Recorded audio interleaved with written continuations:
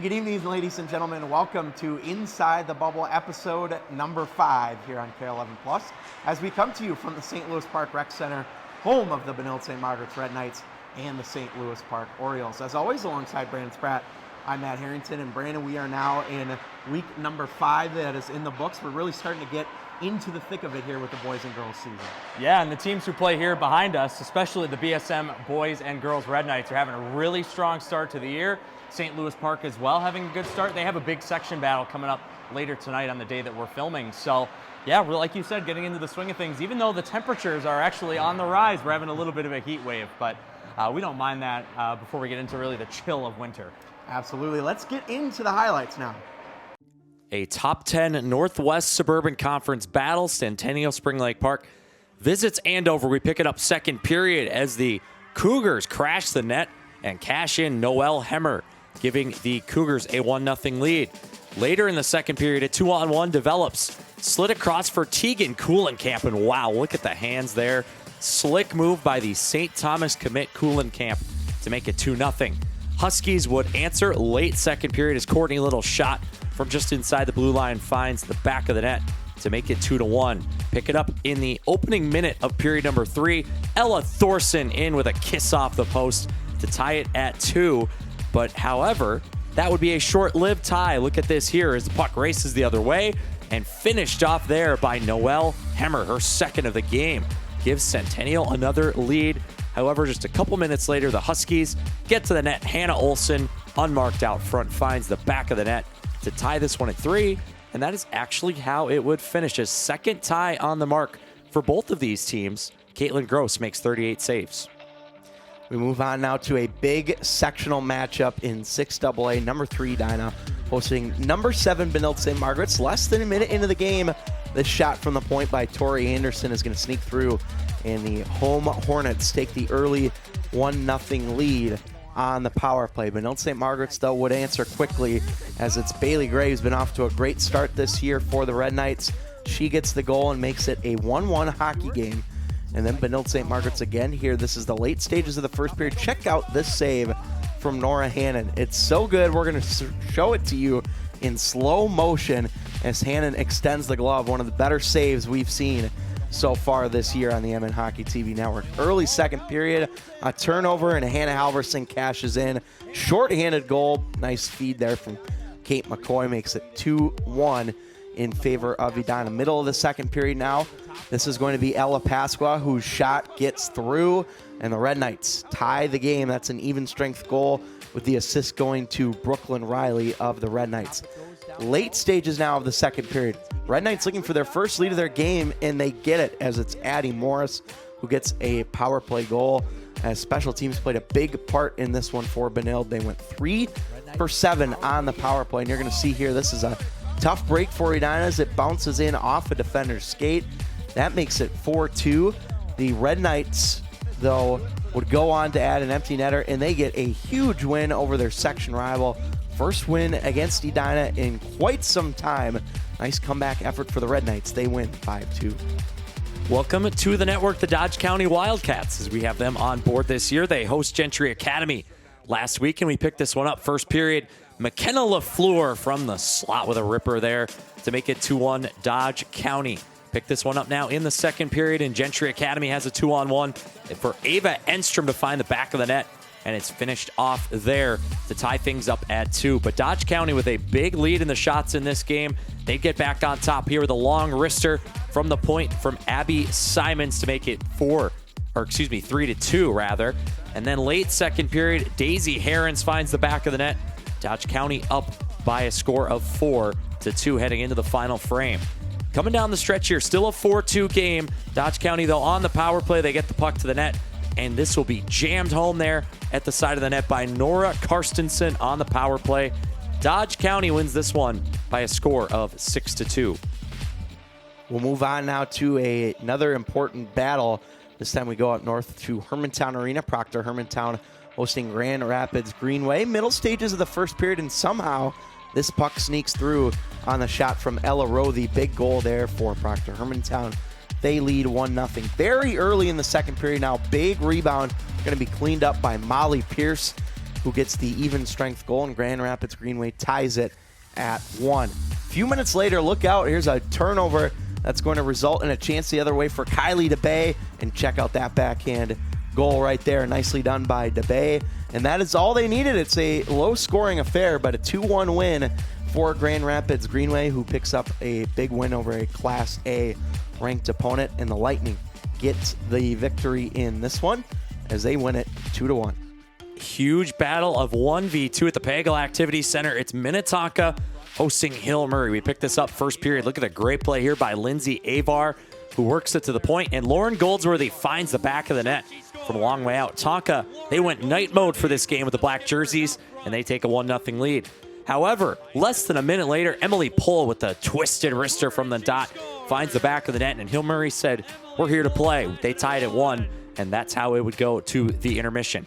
Opening minute of the second period, Skippers with it in the O-zone. However, it turns over, and Chloe Barreen knows what to do with it. Sniper finishes it off, and then this is the very next shift. The Pioneers put out their young line with 3 freshmen, and they find the back of the net once again. This time it was JC Chatlin. 2 goals in 18 seconds made it 3-1 Pioneers. Now on the rush, Barreen feeds Josie Skoogman. It's 3 in a row for Hill Murray, and they lead 4-1. However, Minnetonka would fight back the very next shift. Kendra Distad will get this one-timer off from the slot. She gets another whack, and then it falls to Lauren Mack, who cashes in on the back door. Big goal for the Skippers makes it 4-2. Late second period now, Avar wins a draw. Puck comes to the point for Grace Larson, who finds the back of the net, her first career goal. All of a sudden, it's 4-3, heading to the second intermission. It was a good, contested third period here, but an unfortunate turnover leads to a huge save by Layla Hemp. However, the Pioneers cash in a rebound. It's Emily Pohl's second of the game, and that would be the goal to put this one out of reach. Hill Murray 8-0, they win 5-3. Moving on now to a battle in the Suburban East Conference. Cretin-Aram Hall hosting Mounds View Irondale. And this one is in the second period now after a scoreless first. It's the Raiders who strike first on a goal from Channing Haycraft. But it would be a quick answer, or rather later in the period, Lauren Ballinger with a huge goal. Beautiful finish up top. But then the quick answer about a minute and a half later, Raiders on the power play. The shot here from Casey Coffey is going to get tipped in by McKinley Haycraft, and Cretin goes up 2-1. We go to overtime in this one, and the Raiders able to sneak it through. Isabella Ulrich with the game winner, as Cretin-Aram Hall on a roll lately. They've won 4 of their last 5 since a 1-3 start. We're going to take a break. When we come back, we'll have the boys' highlights.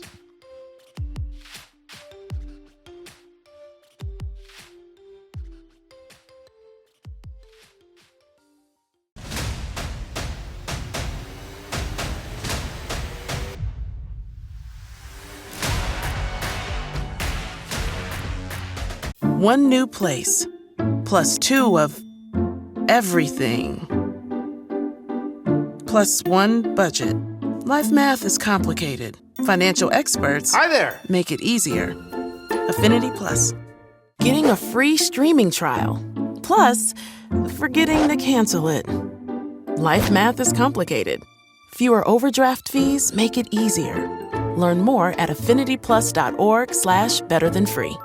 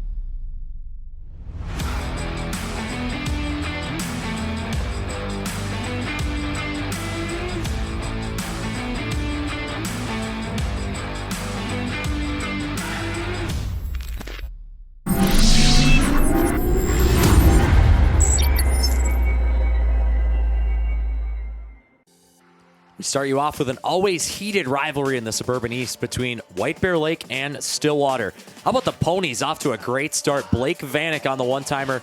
Yeah, that looked a little bit like his dad there, 28 seconds into the game. Puts the Ponies up 1-0. Pick this one up now later in the first, and Maverick Timmons finds the back of the net there from a wide angle, and it is tied up at 1. Into the second period we go, and that one's finished off there. Jack Stanius for White Bear Lake ties the game at 2 late in the second period. And now very late, final minute. Oh, look at the breaks thrown on there by Leighton Road. And Nolan Road, pardon me, that's his brother, Leighton, of course. This is Nolan Road who finds the back of the net with 40 seconds to go in the second frame. Tic-tac-toe they go, though. And Stillwater with Luke Myers ties it at 3. Down the stretch we go in this rivalry game. Nice play by White Bear Lake to hold the line, and they get rewarded with a goal. Tyler Lalonde on the rebounded shot from Dylan Buteau. White Bear Lake would add an empty netter and win this one 5-3. Section rivalry is going to play a big part in these boys' highlights this week. It's Moorhead and Roseau. This is very early in the first period, about a minute and a half in. And keep an eye on this finish in front. The original shot gets to the front, but the rebound is scooped home by Aiden Dufault as he gets the goal for Moorhead. And that is the only goal of this game. Things got a little bit chippy there at the end between these two rivals, but in the end, it's the Spuds who pick up a key sectional win, and Roseau suffering their first loss on the young season. Well, Matt, you said it. Section rivalries, they continue here. Holy Angels and St. Louis Park. Stars with a 3-on-1, and a great feed is finished off by Cole Cheeseman on the feed by Henry Lechner as that electric top line for AHA goes to work. Later in the period, Stars on the power play. It's the same player on the assist. Henry Lechner finds Ayers Assad this time. 2-0 Holy Angels. However, St. Louis Park would answer here as Griffin Crone is going to crash the net here, and he's able to jam it home off the feed. And a nice feed by Sam Fuller. It's 2-1. Stars, however, back on the power play here, and this one will break the other way. It's finished off by Cole Cheeseman, who had actually just come out of the box, and he was able to find the back of the net to make it 4-1. However, St. Louis Park would answer yet again, and guess who? Griffin Crone yet again off a nice feed there. He finishes out front through some contact as well, 4-2. Stars, though, back on the power play, and they were electric on the power play here as Gabe Perron finds the back of the net. That would put AHA up 5-2, and the Stars are on a bit of a roll. They have now won 4 as of Saturday. All right, it's the one we've all been waiting for, a rematch of last year's epic Section 2 AA final, Chanhassen, Minnetonka. Power play for the Storm in the first period, and beautiful work around as Caden Lee able to bury it there for Chanhassen as the visiting Storm take the 1-0 lead. Into the second period now, Minnetonka looking for an answer, and they get it from Robbie House as Pagel Activity Center at full capacity in this one. 1-1 now, middle of the second period. You see there's a collision there in the slot area with a couple of skipper players. That results in a 2-on-1 the other way, and Andy Earl finishes it off for Chanhassen. Beautiful pass over from Tyler Smith. Storm lead 2-1. In the second period now still, Minnetonka looking for an answer. Funky bounce here gets through. Goal's going to be credited to Gavin Gary. It's 2-2. We go to overtime now. Wild sequence here with 3:12 left as we go the length of the ice. And you're going to want to watch this full sequence as it's first a save at the other end from Cam Hendrickson.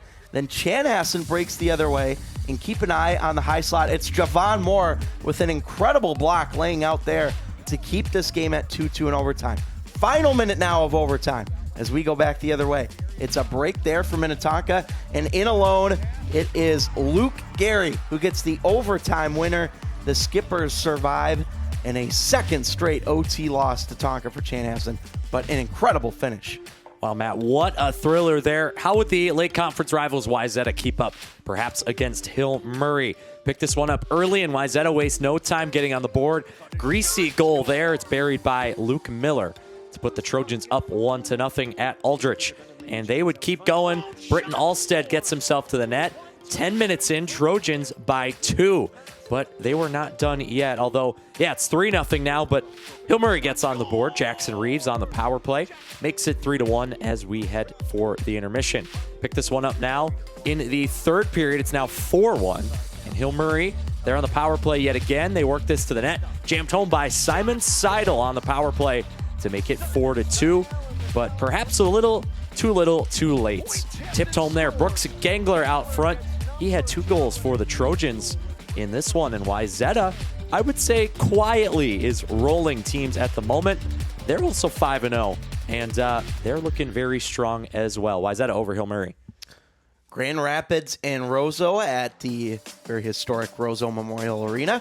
Late stages of the first period, it's the final minute. This is a shot from Alex Ballard that gets through, and the Rams take the 1-0 lead in a very even first period of play. Into the second now, this puck was somehow loose. It lands right on the stick of Garski, Jacob Garski that is, who ties it up at 1. In the third period now, Grand Rapids looking to take their first lead of the game, and they do. It's the other Garski, Nathan Garski, who finishes it there. And it is 1:35 left. Roseau needing a goal to tie. They get it in front. Gavin Jensen, nicely done to give them the lead. There was a little bit of a clock issue here, so they end up taking some time off. But still with 30 seconds, Roseau not needing overtime as they get it from Jake Halverson with 29.4 seconds left. That's your game winner as the Roseau Rams win this one 3-2. We'll be right back.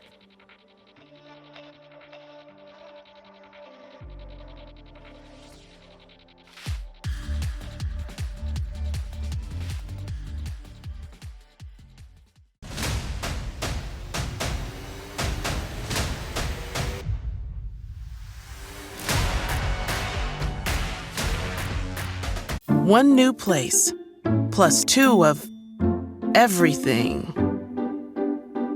plus 1 budget. Life math is complicated. Financial experts Hi there. make it easier. Affinity Plus. Getting a free streaming trial. Plus, forgetting to cancel it. Life math is complicated. Fewer overdraft fees make it easier. Learn more at affinityplus.org/betterthanfree.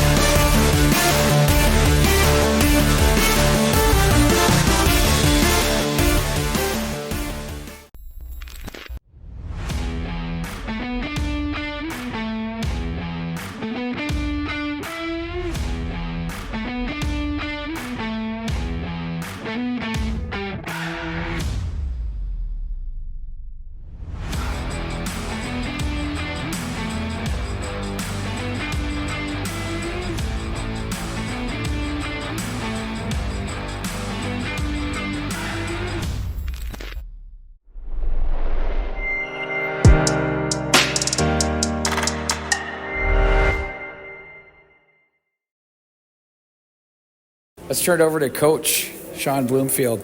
But can you talk about your team in all 3 phases? Yeah, so we really felt like our guys know these guys so well. Mm-hmm. So there's no intimidation or fear, which is great. That's why it's fun hockey. Yeah, right. I'm not saying that they're cocky about it, but they just feel like, hey, we're going to be in for a good game no matter what.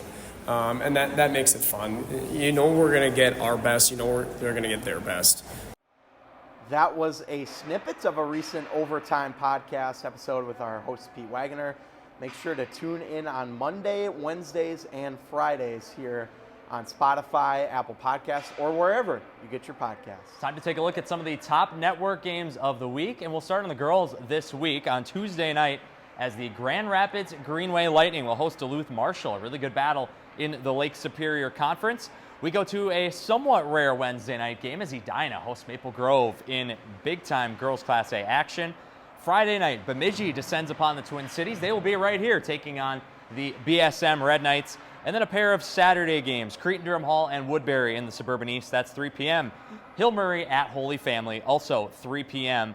And Matt, some big games next week, especially that one on Wednesday night with Maple Grove Edina stands out. I know you'll be on the call. Yeah, looking forward to that one. Of course, two really solid goaltenders in Danny Strom for Maple Grove and, of course, Nora Hannon for Edina.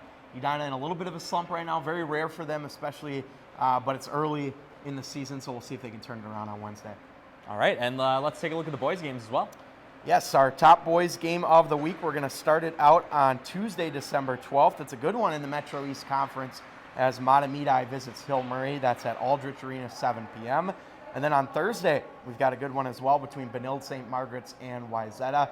That's at the Plymouth Ice Center. Both those teams off to a hot start so far this season. And then on Saturday, we've got three really quality games for you as well. Holy Family taking on St. Thomas Academy. That's at the St. Thomas Ice Arena in Mendota Heights. And then how about this one? Rogers at Chanhassen, looking to be a very strong game between those two teams. Of course, we just saw Rogers on Hockey Night in Minnesota yesterday, and looking forward to that one. And then finally, a good old classic late conference battle as part of the Edina Holiday Classic. It is Eden Prairie and Edina, and always fun when those two teams meet. It is, and obviously it's that traditional late start scheduled for 8:30. Who knows when it actually begins, right? But a fitting way to wrap up the Edina Holiday Classic with those 6 games over 3 days. The first meeting of Edina and Eden Prairie, and I mean, that Saturday schedule is rock solid. There are a few other games I really could have picked for this list as well, but Chan and Rogers, how about that? Two teams really trying to establish themselves maybe in that top 3, that really top tier. Very curious to see how that game will go. And then I think BSM and Wayzata, that's a game that is going to have a little more luster than maybe we would have thought preseason. Time now to take a look at our upcoming Hockey Night in Minnesota games of the week here on KARE 11 Plus. Of course, free to view along with on mnhockey.tv. We go to Champlin Park for a battle of co-ops between Champlin Park Coon Rapids and Osseo Park Center on Tuesday night. And those two teams, Brandon, both very solid to start the year. Of course, Champlin Park Coon Rapids has been hanging out in the KARE 11 top 11. You never know what you're going to get when they play a rival like Osseo Park Center. Yeah, I mean, I think really in terms of depth, the Northwest Suburban Conference is probably the toughest schedule in the state. I mean, there's so many quality teams and not a lot of easy games, and especially, you know, for these two teams, like you said, a rivalry in a good building like the Champlin Ice Forum. I've never been there, so maybe I'll have to crash this one with you two on Tuesday night. And on Saturday, we head up I-35 to Hermantown as we've got a great boys Class A matchup between the Hermantown Hawks and the Matamidi Zephyrs. Of course, Hermantown goaltender Dane Calloway is going to be among the best in the state this year. And he's looked that part, Brandon, so far. It's going to be interesting to see how he matches up against Matamidi. Yeah, he sure has, and don't sleep on Matamidi goaltender Charlie Brandt either. Of course, one, I think, very big factor in this game is the always potential revenge factor, of course. Hermantown season ended in the state semifinals a year ago by Matamidi. They're the team who are off to the better start this year, but they will maybe take on a little bit of that underdog role as well, just due to the fact that that's who ended their season in effect a year ago. And we're going to start our top 11 journey by taking a look at the boys Class A this week. And Hermantown stays on the top spot as they beat Centennial this week. They're followed by St. Cloud Cathedral, also unbeaten. And then, Matt, it's a little bit of a hodgepodge. Cloquet Esco Carlton is in there after a huge win over East Grand Forks.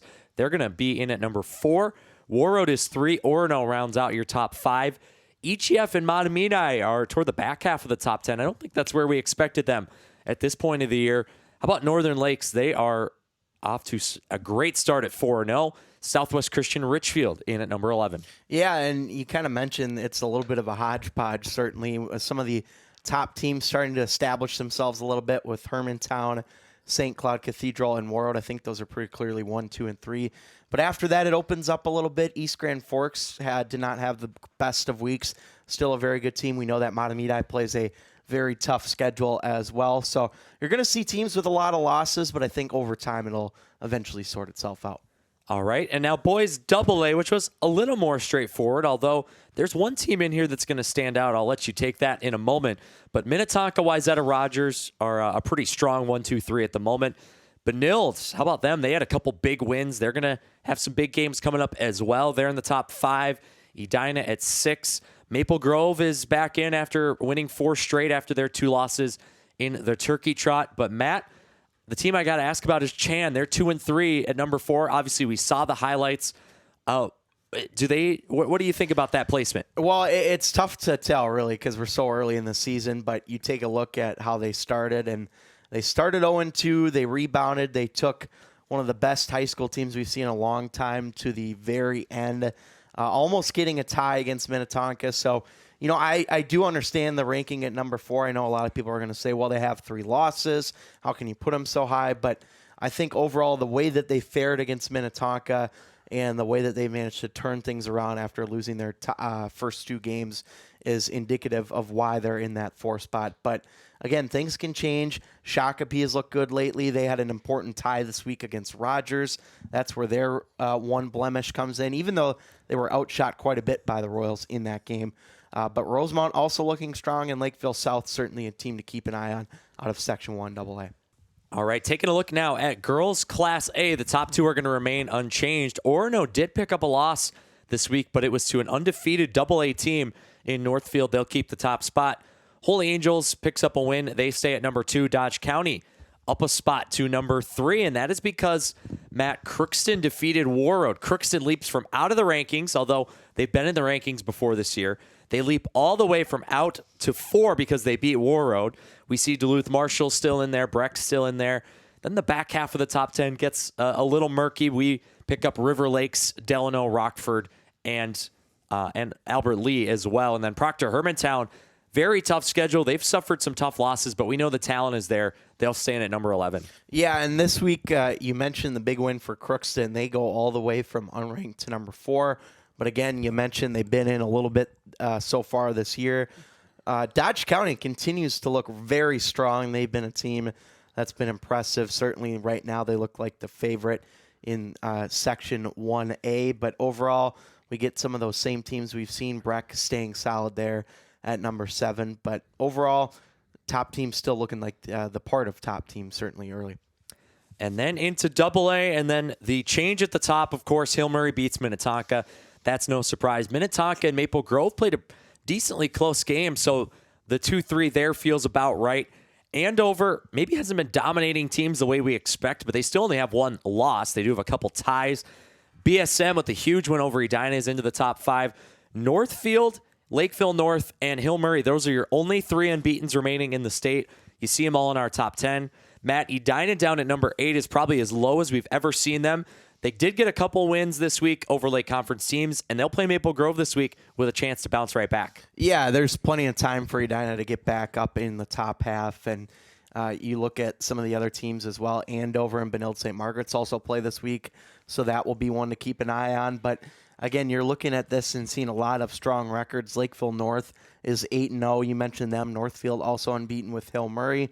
So things are starting to sort themselves out, but again, plenty of room for a team like Edina to jump back into the top half, or even a team like Champlain Park Coon Rapids, who has played a couple of tough games as well in their schedule to eventually work their way back up. But ultimately, no question, Hill Murray is number 1 after their big win over Minnetonka.